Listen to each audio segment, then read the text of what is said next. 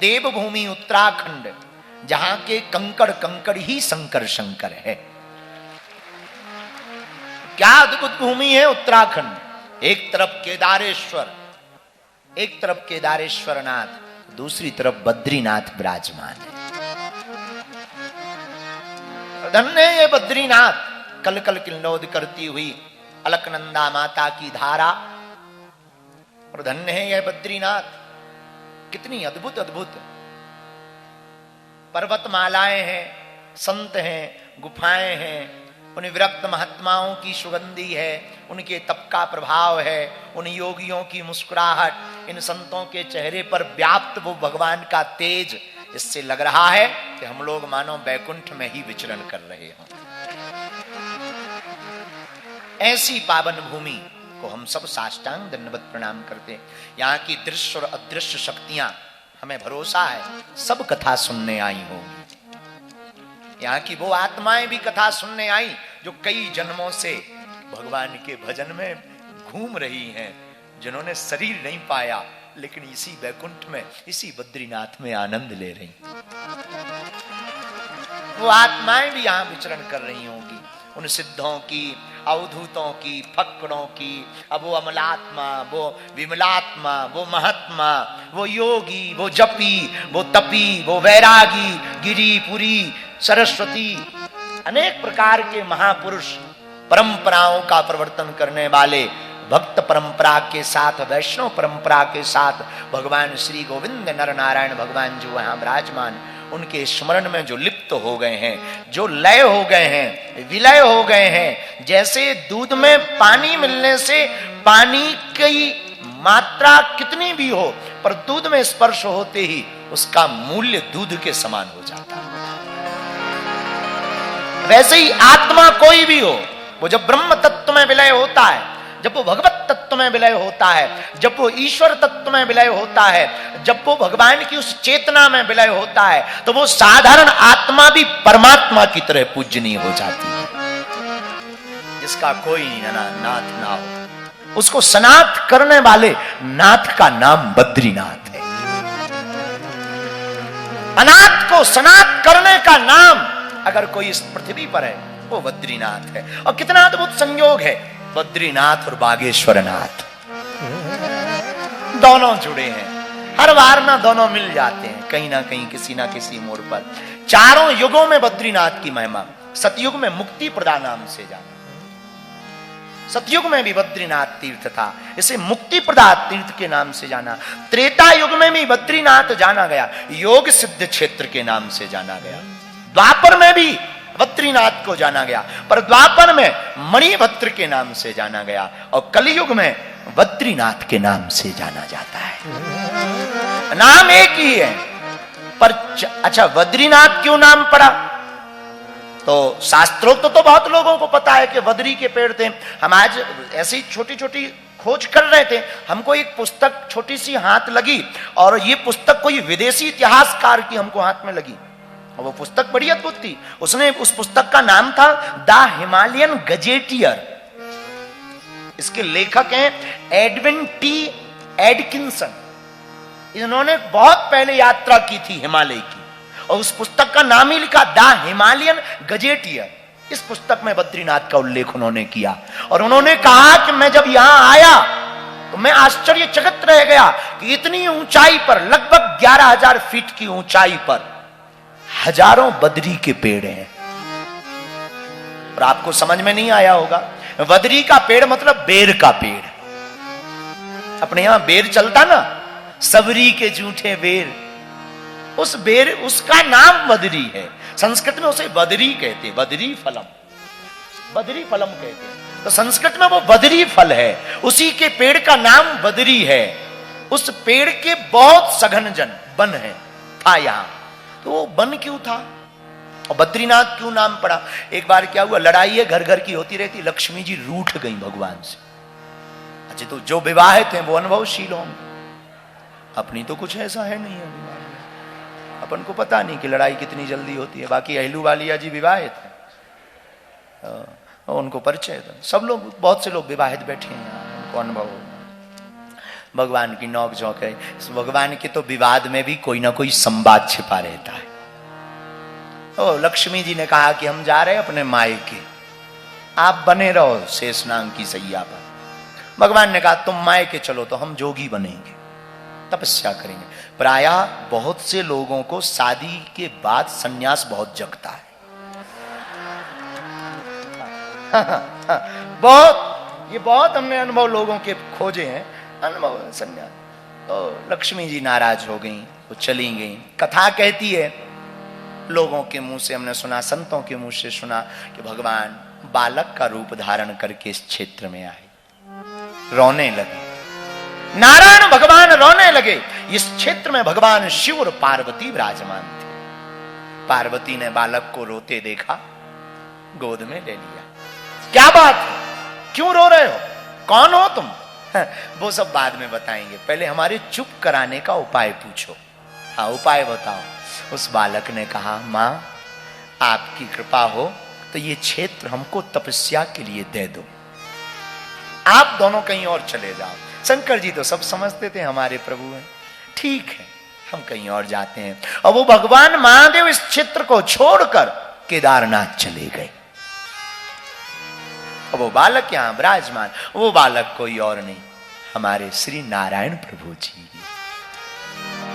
विराजमान हो गए। बर्फ की बूंदें गिरी, खूब तेज बर्फ गिरी। और जब बर्फ गिरी, इधर लक्ष्मी जी को खबर लगी कि स्वामी जी गायब, देखा जाए कि कहां गायब। स्वामी जी हिमालय में तपस्या करते हैं। और जब तपस्या को देखा, मूर्तिमान नारायण को देखा, जब योग सिद्ध में उस भाव में देखा, लक्ष्मी जी के अंदर भी भाव जग गया कि हमारे प्रभु इतना कष्ट उठा रहे।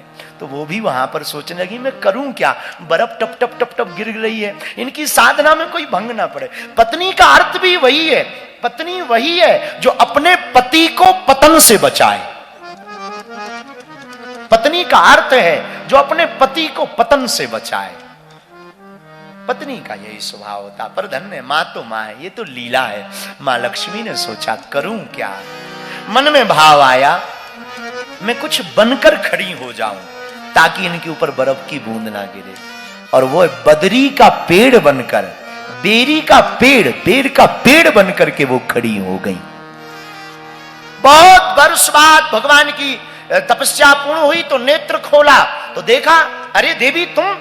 जी महाराज आप आ गए थे, मैं भी पीछे पीछे आ गई, आपके कष्ट को नहीं देख पाई, बहुत बर्फ की बूंदें गिर रही थी इसी जगह पर। तो भगवान ने कहा, देवी हमने तो तपस्या की पर तुम्हारी भी कम तपस्या नहीं थी, जाओ आज के बाद इस तीर्थ स्थल पर हम दोनों की पूजा, हमारी पूजा तुम्हारे साथ होगी और लोग हमको बद्रीनाथ कहेंगे।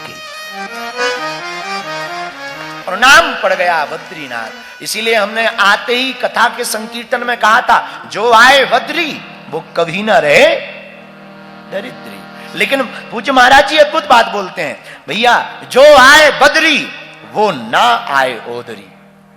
जो बद्रीनाथ आता है वो कभी गर्भ में नहीं जाता है। बुरा मत मानना, हम प्रातः काल विचार कर रहे थे बद्रीनाथ पर, तब बद्रीनाथ के दर्शन का फल कितना है महाराज जी ने तो बता ही दिया, हमें कहने की आवश्यकता नहीं।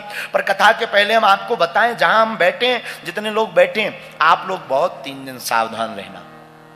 जो जिंदगी तुम आज से ठीक परसों तक जीते रहे वो जिंदगी मत जीना, कुछ अलग जीना। आप तो कमरे में घर जाकर खूब मोबाइल चलाते रहे ना, इन 3 दिनों कोशिश करना कम से कम मोबाइल चलाना, भजन ज्यादा करना। भूमि में विश्राम का तो नहीं कह सकते, ठंड बहुत है, पर कोशिश हो सके तो विश्राम भूमि में करना। और जो महात्मा दिखाई दे उसे नारायण समझकर दूर से दंडवत प्रणाम करना। नारायण समझना, वो नारायण छूना नहीं, दूर से प्रणाम करना। और बद्रीनाथ भगवान में जब दर्शन करने जाना तो महाराज जी ने दर्शन का क्रम बताया।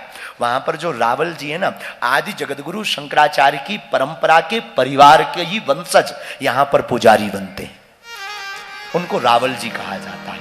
और जो रावल जी होते हैं ना, जो भगवान का कल श्रृंगार उतार रहे थे, वो 6 महीने तक यहां नदी पार नहीं करते, नदी के उस पार ही रहते, ब्रह्मचर्य का कठोर पालन करते।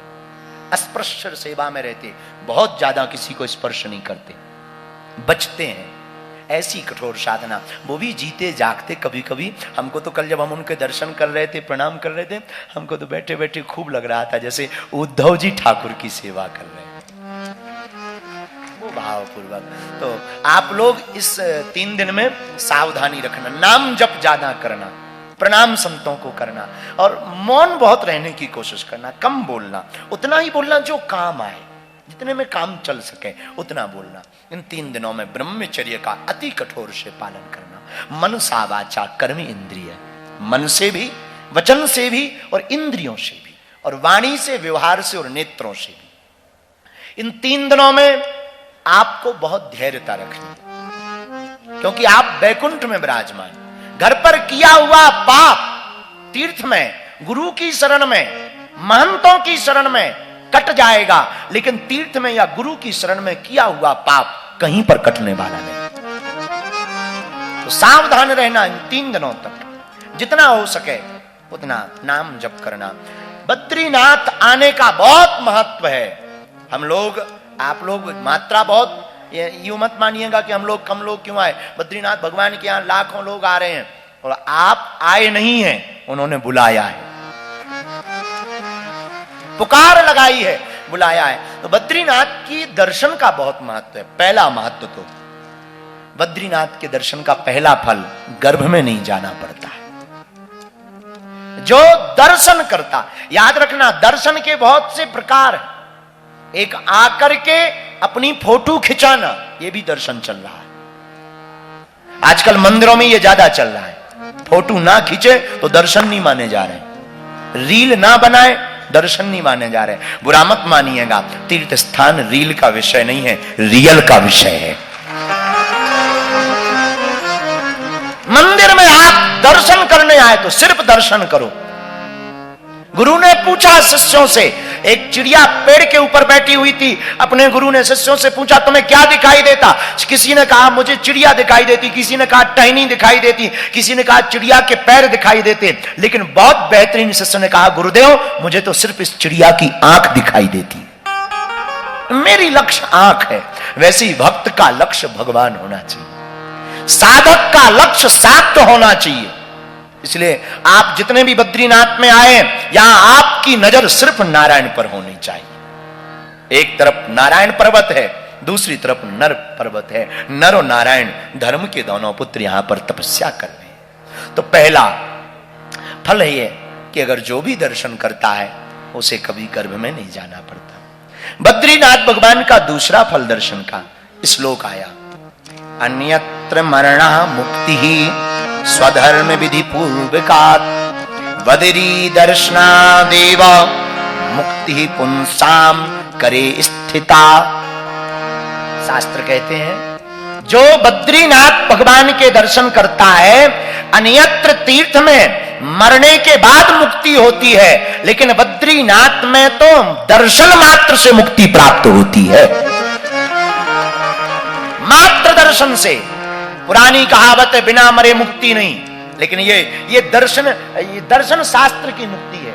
जो दार्शनिक होता है उस दार्शनिक की दृष्टि से कभी पूछो कि मुक्ति का अर्थ क्या है। मुक्ति का अर्थ मरना नहीं है, मुक्ति का अर्थ है कि जीते जी मुक्त हो जाना। ये बद्रीनाथ से प्राप्त होता है। दूसरा लाभ है कि हम दर्शन मात्र से मुक्ति पा सकते हैं। बद्रीनाथ भगवान का तीसरा दर्शन का लाभ, आयु में वृद्धि। जितने देर तक आप यहां रहेंगे आपकी संसारिक आयु की गणना नहीं की जाएगी, ये आयु की वृद्धि है। ये तीसरा लाभ। चौथा लाभ, नाम जप का 1000 गुना फल। भगवान महाराज जी, पूज्य बद्रीनाथ वाले महाराज जी अभी मंच पे कह रहे थे सहस्त्र गुना। नाम जप का यहां 1000 गुना फल है। आपने एक बार कहा राम, 1000 बार बन गया काम। आपकी पूरी मालाएं 1000 हो, 1000 मन का हो गए। 1000 मन का नाम जब आपके अकाउंट में ट्रांसफर हो चुका है मात्र एक बार कहने से। यहां का फल है ये कैसे बिना। आहा, नर नारायण धर्म के 2 पुत्र, भगवान प्रकट भय धर्म के यहां पर नर नारायण के रूप में।